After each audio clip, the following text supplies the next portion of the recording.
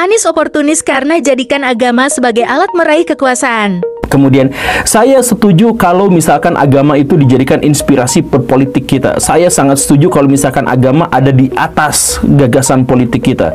Tetapi kalau misalkan agama ada di bawah kemudian dijadikan alat politik, nah itu adalah sesuatu yang bermasalah. Sesuatu yang sangat sakral saja bisa dijadikan alat, bagaimana sesuatu yang lain? Saya pikir ini adalah kebijakan yang terlalu oportunis gitu. Tapi kan bukan Pak Anies yang melakukan itu. Pak Anies membiarkan para pendukungnya untuk melakukan itu. Kenapa dia tidak melakukan klarifikasi? Saya yakin sebagai seorang intelektual, saya yakin sebagai seorang dalam tanda kutip liberal yang bergagasan maju, tidak mungkin Pak Anies itu setuju kalau misalkan dirinya disakralkan, bahwa dirinya itu pada akhirnya dianggap diwajibkan untuk memilih dirinya gitu. Itu gak ada ceritanya. Kenapa sampai main fatwa? Dari dulu main fatwa, sekarang juga main fatwa.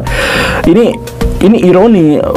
Status beliau sebagai seorang akademisi kemudian akhirnya juga tercoreng gara-gara kelakuan politik yang agak kurang gitu, yang kacau seperti ini gitu. Dan akhirnya apa? Ini mengancam Baraya, ini levelnya sudah mengancam. Karena apa? Karena kelompok-kelompok paling intoleran di Indonesia, kelompok-kelompok kacamata kuda yang melihat hanya dalam satu perspektif dan satu paradigma saja, kebanyakan ngumpulnya di situ.